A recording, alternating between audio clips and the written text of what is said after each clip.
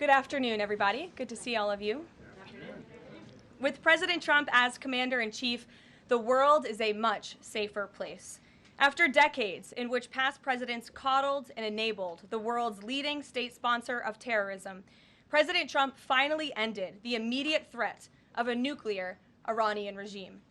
Following President Trump's command, the most powerful military in the history of the world executed massive precision strikes on 3 of the Iranian regime's key nuclear facilities. The objective of Operation Midnight Hammer was to destroy the regime's nuclear enrichment capacity and stop the grave nuclear threat posed to the United States, Israel, and the rest of the free world. The mission, which will go down in the history books, was an overwhelming success. Secretary of Defense Pete Hegseth and the chairman of the Joint Chiefs of Staff Dan Raisin Kane covered the operation in great detail at their briefing this morning at the Pentagon, and I encourage every American to watch it. As President Trump has said repeatedly, the United States of America has the greatest, fiercest, and bravest armed forces ever to stride the face of this earth, and we couldn't be more grateful and proud of our nation's warriors. The Iranian regime was weeks away from being able to produce a nuclear weapon that would threaten the entire world before President Trump took this decisive action on Saturday night to obliterate their nuclear capabilities. The contrast in leadership could not be more clear. Barack Obama and Joe Biden sent pallets of cash, American taxpayer dollars, in a failed attempt to buy the Iranian regime's compliance with a weak and ineffective deal.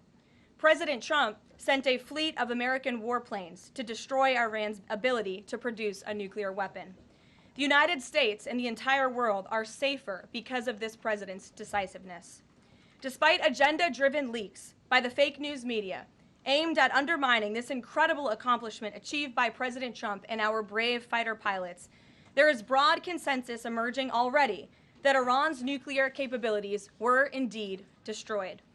The United States, Israel, the United Nations, and even Iran all agree they can no longer build a nuclear weapon. So why did the president immediately turn to obliterating after the Iranian nuclear threat? Securing peace. Within 48 hours of the devastating strike, President Trump and his team brokered a historic ceasefire between Israel and Iran and officially ended the 12-day war. The Middle East is now shifting away from chaos and bloodshed and moving toward the beginning stages of a new era of peace and stability that President Trump has long called on them to achieve. This was unthinkable at this time last week, and this is what peace through strength looks like. Under President Trump, America will relentlessly advance our interests without being dragged into endless wars. His fearless leadership guarantees America is once again respected across the world. Just look at what he was able to accomplish at the NATO summit in the Netherlands. Many of you were there. Our allies agreed to invest 5% of their GDP annually in defense because President Trump demanded it. This will be the most significant reinforcement of NATO's collective defense in the history of the NATO alliance. And as a result, the United States of America will carry less of the burden, and our NATO allies will be stronger than ever before. As NATO Secretary General Ruda put it, for too long, one ally, the United States, and our taxpayers, I may add, carried too much of the burden of that commitment. And that changes today. President Trump made this change possible. We will produce trillions more for our common defense to make us stronger and fairer by equalizing spending between America and our allies. This is the Trump effect. This is what the president meant when he declared that America is back. Now, back here at home, Americans are paying much cheaper prices for gasoline this summer, as both the Wall Street Journal and the New York Times pointed out today. Here's how the Wall Street Journal put it. Hitting the road this summer won't bring as much of a big hit to your wallet. The national average for a gallon of regular gasoline is about 23 cents cheaper than this time last year. Analysts say plentiful supply is expected to keep prices down in the coming months. These are the cheapest gas prices at this point of the summer since 2021. And despite all the doom casting from liberal pundits, oil prices on Tuesday were lower than before the Israel-Iran conflict began. As President Trump continues to unleash American energy, our country will have even more efficient, reliable, and affordable energy to protect our national security and fuel our people. Later this afternoon here at the White House, the president will host a One Big Beautiful event in the East Room to rally Republicans to get the One Big Beautiful bill across the finish line. At that event, he will be joined by everyday Americans from across the country who will massively benefit from the common sense policies and provisions within this bill.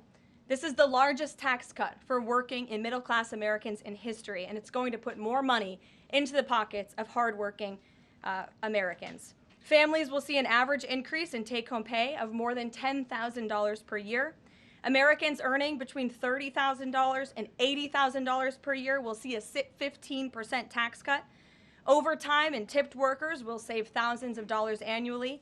And our amazing seniors will receive historic financial relief by reducing the tax burden on their Social Security benefits.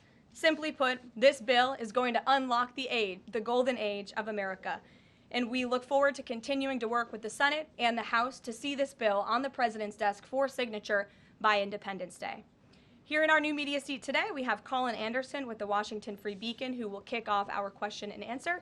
Colin, go ahead. Thank you, Karoline. We reported yesterday on a briefing from the Israeli Defense Minister in which she said the U.S. and Israel are working together to monitor any attempts from Iran to rebuild their nuclear program, and also that if Iran was to do so, the U.S. and Israel would work together to once again destroy that nuclear program. Is that aligned with the president's thinking? Look, the president, as I said in those opening remarks, Colin, and thanks for being with us today, views the Middle East on its way to peace and prosperity. And the president used strength on Saturday night. The whole world saw that the United States is indeed the most lethal fighting force in the world with those precision strikes on Saturday evening. But the president wants peace. He always has. And right now we're on a diplomatic path with Iran. The president and his team, namely Special Envoy Witkoff, continue to be in communication with the Iranians and especially our Gulf and Arab partners in the region to come to an agreement with Iran. As for our alliance with the State of Israel and that friendship and that partnership between the United States and the State of Israel, I would argue it has never been stronger. And we see a new era in which perhaps some of these Gulf and Arab states can sign on to the Abraham Accords. That was one of the president's most signature accomplishments in his first term, and he'd like to see more of those countries sign on in this second term. And so we look forward to sustaining a long and durable peace in the region, and the president wants to do that through a diplomatic solution. But as he proved on Saturday night, he's not afraid to use strength if we need to do it. Gabe. Thanks, Karoline. The president mentioned in a Truth Social post that no enriched uranium was moved from Fordo. What about the other two sites, Isfahan and Natanz, and how can the president be so sure that no uranium was moved? Well, what I can assure you is that the United States and our intelligence agencies and Director Ratcliffe and the president's entire national security team were obviously watching these sites very closely in the weeks and the days leading up to the attack on Saturday, which I will add was one of the most secretive and successful operations in United States history. I think many of you in this room would agree with that because none of you in this room knew about the strike on Saturday until it took place. So we were watching closely, and there was no indication to the United States that any of that enriched uranium was moved prior to the strike. From any of the sites? Correct. And then one more thing, Karoline. Next week, the president mentioned that there would be talks with Iran. Didn't mention any details, and Iran has not confirmed them. Can you share any details about any potential talks next week? We don't have anything scheduled as of now, but I spoke to our Special Envoy Witkoff at length this morning, and I can assure all of you we continue to be in close communication with the Iranians and through our intermediaries as well, namely the Qataris, who have been an incredible ally and partner throughout this entire effort. And as I said, this administration is always focused on diplomacy and peace, and we want to ensure we can get to a place where Iran agrees to a non-enrichment civil nuclear program. And there are many other requests that the United States has. Those details continue to really, they're just starting. Of course, the operation was just on Saturday night, but we are in touch. And if there is a meeting, we will let you know, as we always do. Brian. Thank you, Karoline. There's two, one on trade. On the July deadline that's coming up for the trade deals, is that deadline still hard and fast for the president, or is he now considering even coming to trade deals after that deadline, and where is he on that going forward? I think the president has been asked this quite a few times by many of you in the media. I've heard him answer it at press conferences and at gaggles. He just spoke about it on Air Force One. The deadline is not critical. The president can simply provide these countries with a deal if they refuse to make us one by the deadline, and that means the president can pick a reciprocal tariff rate that he believes is advantageous for the United States and for the American worker, and he will continue to do that. But as for the deals, our United States Trade Ambassador, Jamison Greer, I speak to him frequently. He's working very hard, and he has had very good and productive discussions with many of our key trading partners. And on the One Big Beautiful Bill, there's conversations on the Hill right now about the Medicaid cuts. Yeah, I'm curious if the final bill that the president's been talking about comes to him and it has Medicaid cuts in it, will he sign it, or would he rather just Congress do away with those cuts? I think our friends in both the Senate and the House know exactly where the president stands on Medicaid. He wants to get rid of the waste, fraud, and abuse, and they are working to do that in the Senate right now. Jennifer. Follow up on that, on the big beautiful bill, is there enough time for Congress to work through the issues it needs to work through? I'm saying, does the president need to move back his deadline a little bit? We expect that bill to be on the president's desk for signature by July 4th. I know that there was a ruling by the Senate parliamentarian this morning. Look, this is part of the process. This is part of the inner workings of the United States Senate, but the president is adamant about seeing this bill on his desk here at the White House by Independence Day. And then on Israel, is there a date set for the Prime Minister to visit the White House yet? Is he coming in a couple weeks? There isn't a date, but the Prime Minister has expressed interest in coming to the White House to meet with the president and come to Washington. The president is obviously very open to that, but we don't have a date. When we do, we'll let you all know. Kate. The president suggested he was open to sending more Patriot air defense missiles to Ukraine. Is that going to happen, and were there any other assurances that he made directly to Zelensky when they met? I'll let the president speak on that. That was a private conversation between he and President Zelensky, but the meeting was a good meeting, and it was a meeting towards progress, and the president, as he said, repeatedly wants to see this war come to an end, but I'll let him speak on that specific point. And Witkoff yesterday suggested that there would be more countries signing on to the Abraham Accords. What's the timeline on that, and which countries specifically is the administration looking to have sign on? Well, the president is certainly hopeful that more countries in the region will sign on to the Abraham Accords. Again, we want to see a long, withstanding, endurable peace in the Middle East, and that's the way to do it. And when the president met with the new president of Syria, that was one of the requests that he made for Syria to sign on to the Abraham Accords. I don't have a timeline for you, but this administration wants to see that happen, and our partners in the region should know that. Rachel. Thanks so much. Just to follow back up on the meeting that the president mentioned about wanting to have this meeting with the Iranians next week. Clearly there's a willingness here from the administration to want to meet with Iranian officials.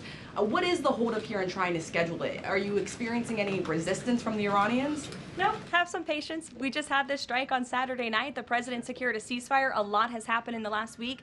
He was just in the Netherlands. Now he's back home to have a big event this afternoon on the One Big Beautiful Bill and get our domestic priorities across the finish line. So we'll get there, and like I said, we're in constant communication. And just one more, the goal of the meeting. The president mentioned yesterday that it may not be necessary to have an agreement with the Iranians.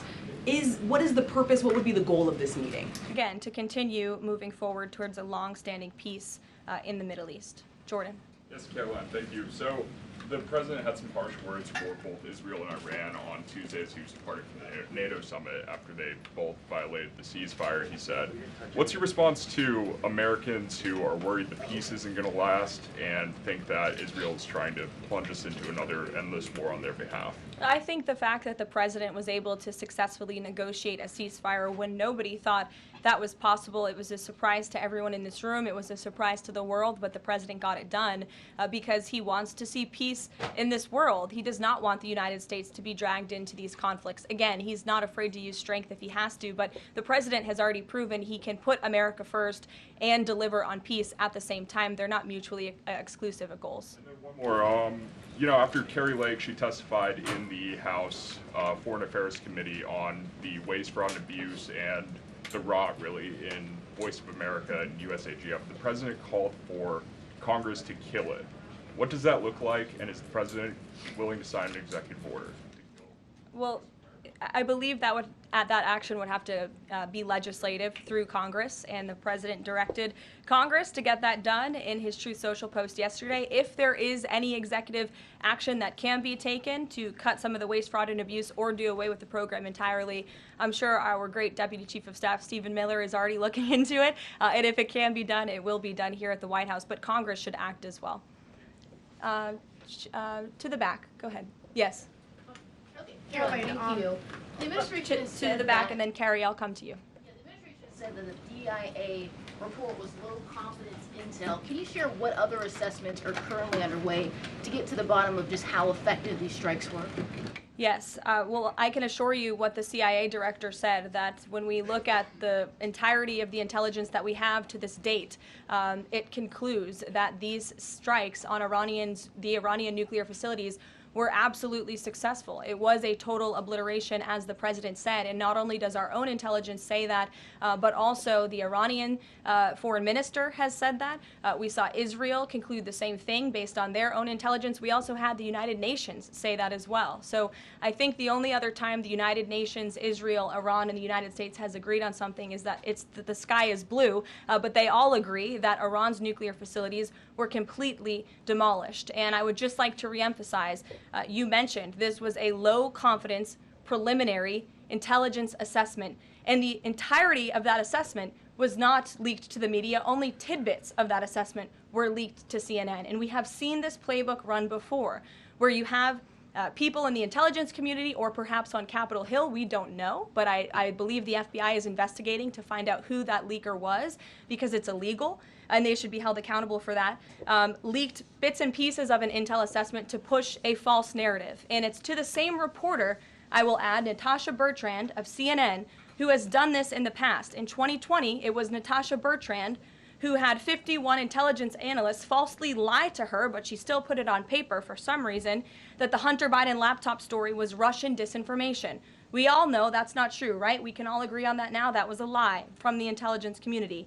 Also in 2020, this same reporter, Natasha Bertrand, wrote that a top intel agency ruled out the man-made lab leak theory of the coronavirus origins. Again, the president was right about that. This reporter wrote a lie from the intelligence community to seek a narrative she wanted to prove, and guess what? We now know that's the truth. Also, in 2024, Bertrand pushed the suckers and losers hoax. She also pushed the fine people hoax, which was taking the president's words purposely out of context. And then last October, and I believe this is notable, Natasha Bertrand published an article in Politico from the intelligence agency. She said that John Ratcliffe was speaking without any evidence when he said Iran was attempting to undermine President Trump's presidential campaign.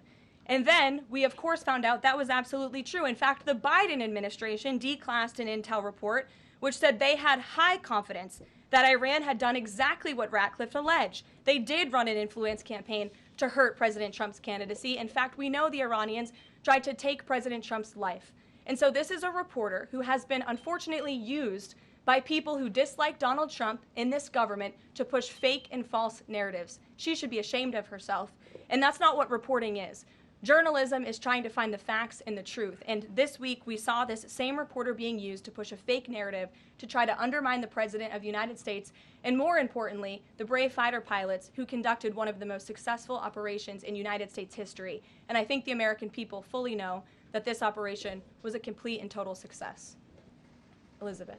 Thank you, Caroline. The Miami Herald recently published a story saying the Trump administration was targeting migrant foster children. The Trump administration has denounced this as false. Could you clarify the Trump administration's position on protecting migrant children, particularly the 300,000 lost under the Biden administration? Yes, I saw that Miami Herald article yesterday, and I was aghast at the headline. It's egregious to accuse this administration of trying to target foster children. That is not at all what is happening at the Department of Homeland Security.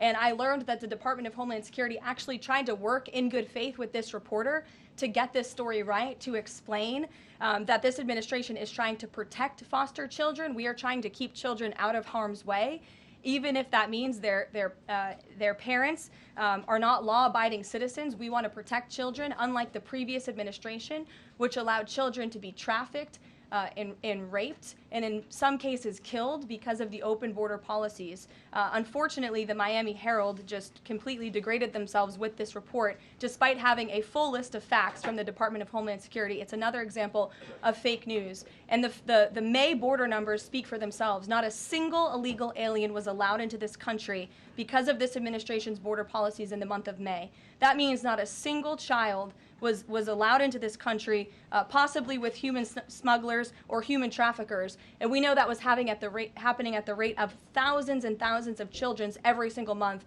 in the previous administration for 4 years. And you didn't see any reporting of that from the Miami Herald, but now they're trying to accuse this administration. And we tried to give them the facts, and they refused to report them. So thank you for bringing that report to light. Aisha. Good to see you again. You too.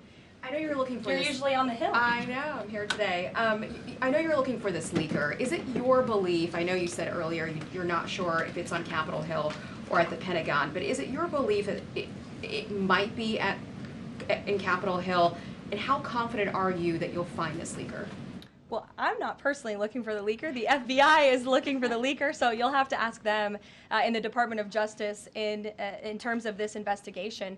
But leaking top secret classified intelligence is a crime, and people need to be held accountable for that crime. And then can I just ask you about how you're going to be limiting intel to Congress? What would you say to lawmakers who say they have oversight privileges, they need this information? This administration wants to ensure that classified intelligence is not ending up in irresponsible hands, and that people who have the privilege of viewing this top secret classified information are being responsible with it. And unfortunately, clearly, someone who had their hands on this, and it was a very few people, few number of people in our government who saw this report, that person was irresponsible with it, and we need to get to the bottom of it, and we need to strengthen that process to protect our national security and protect the American public.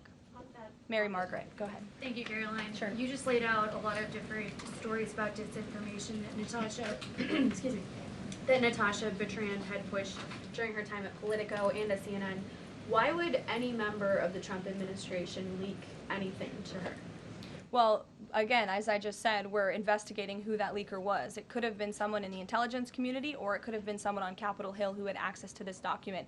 The FBI is searching for that person. Go ahead. Thanks, Caroline.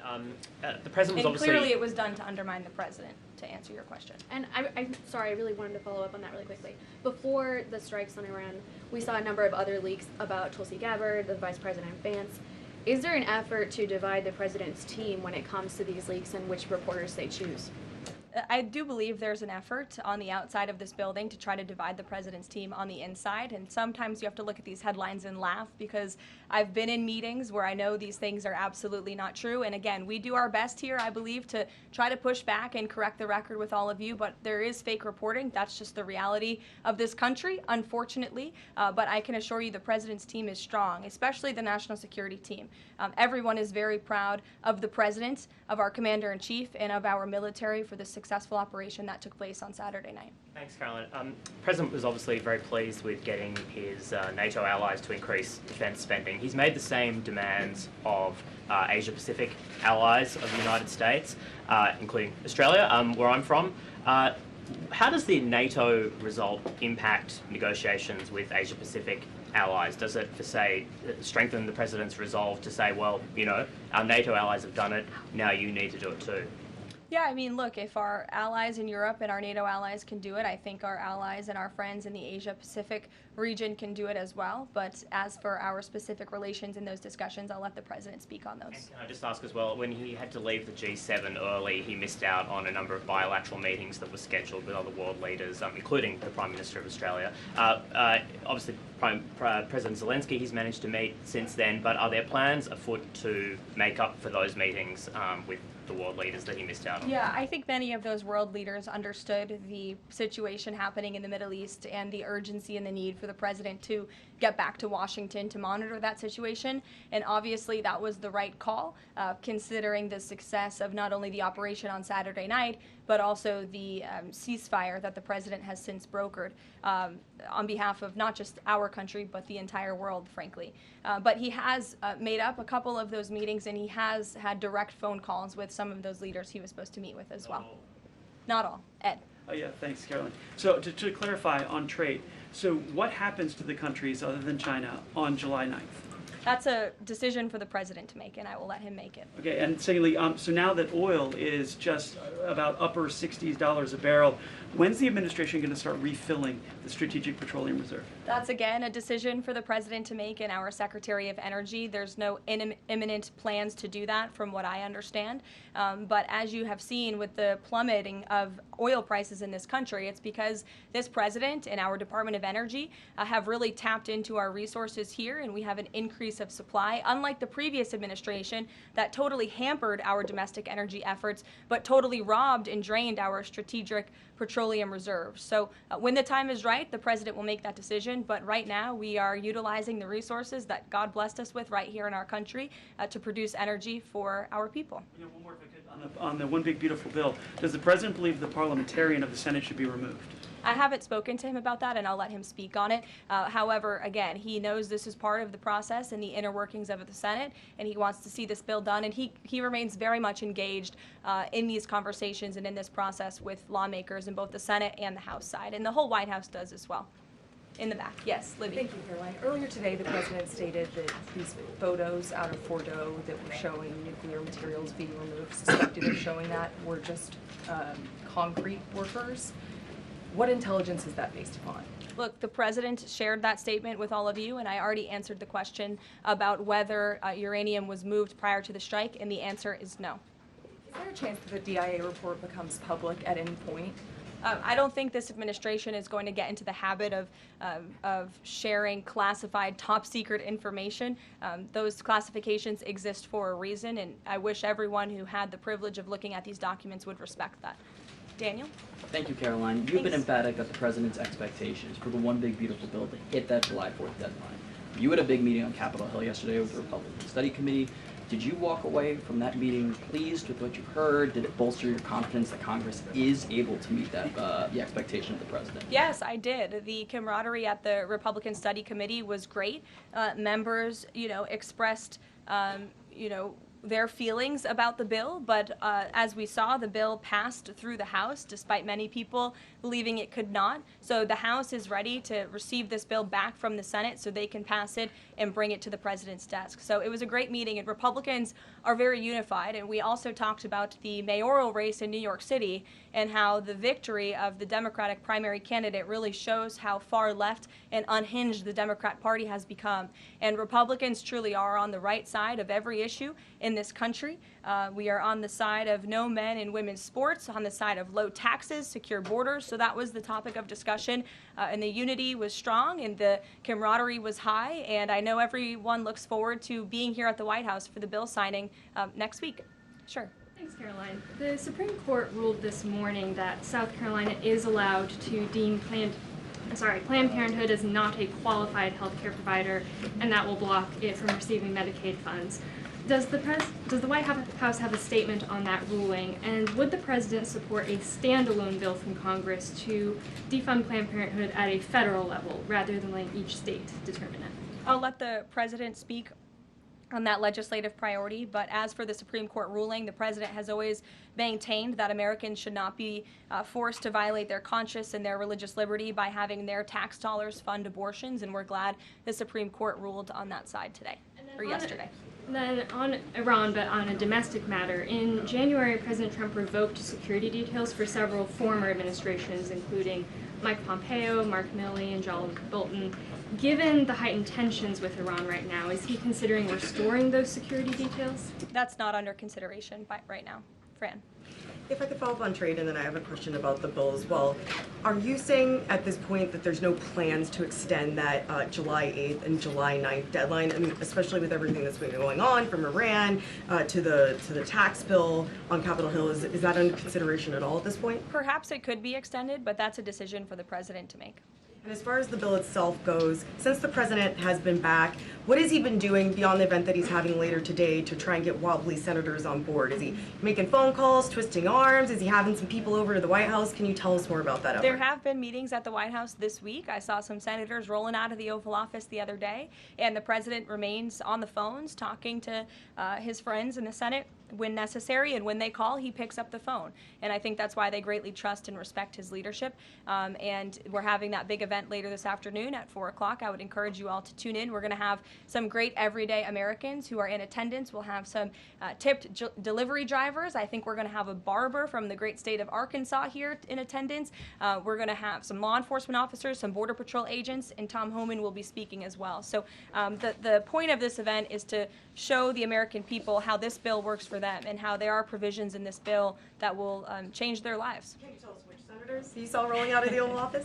I'll let the president speak on that if you wish. I don't share details about his private meetings without his permission. Emily, go ahead. Today, the Justice Department announced it was opening an investigation into employment discrimination at the University of California, alleging they had race and sex-based quotas. Federal law bars hiring somebody based on their race or sex, but do you also object to universities working harder to make sure they have a diverse group of candidates to consider, and do you expect more investigations like this from DOJ? I have not seen that investigation from the Department of Justice, but I can certainly check in. What I can tell you, it's the position of this president that we want to restore a merit-based society and culture in the United States of America, where people are not hired nor are they promoted based on their color of their skin or their gender. The president wants people to be hired in the workforce because of their merit and their skill, and I think most Americans agree with that. I'll take one more. Carrie, because I promised you earlier. So the Ayatollah Khomeini came out and said that Iran will, quote, never surrender to the U.S. That being said, what remains to do with the possible responses from Iranian proxies in the region and even in the U.S.?